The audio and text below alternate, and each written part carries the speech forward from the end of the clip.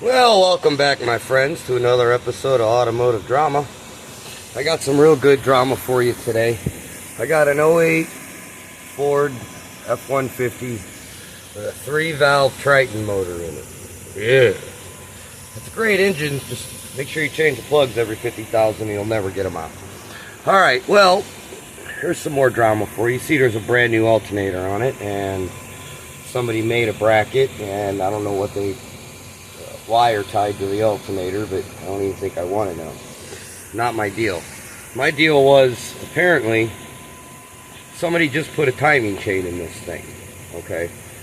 And when he gave it, the guy got it back, he said it never ran so bad ever.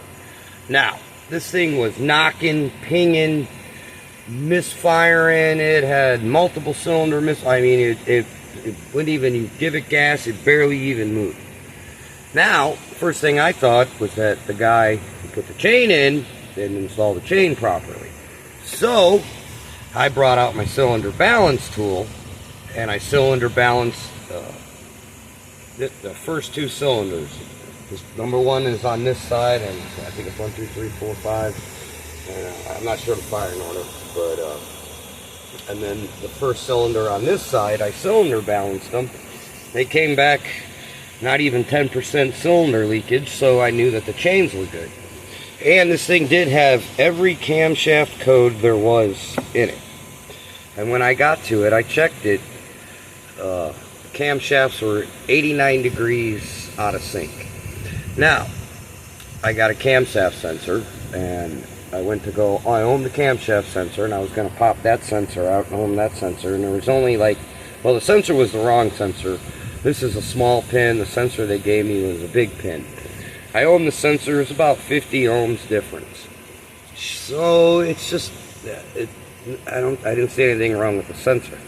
So I went back and I checked the plug. Now you see that little rubber insulation down there? It looked kind of foamy. When the guy plugged this in, he had that rubber insulation in that pin. It was literally wrapped around and stuck in that pin. I went, you gotta be kidding me.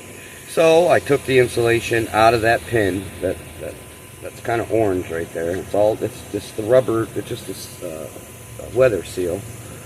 I took it out, cleared the codes, plugged it back in, and now the car runs beautiful. Absolutely beautiful. Can't even tell it's running.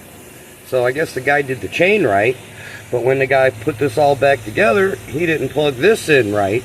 And then he actually gave the car back to the guy and told him it needed a program. Yeah.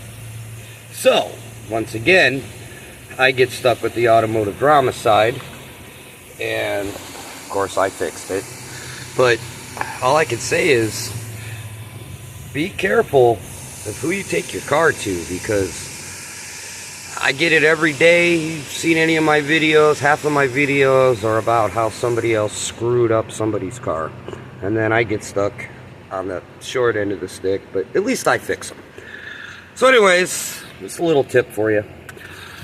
Thanks for tuning in, like always. Likes are nice, subscribes are better, you know.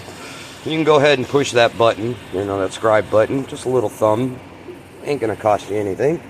Questions, comments, feel free. And once again, thanks again for tuning in, my friends, to another episode of Automotive Drama. Have a good night.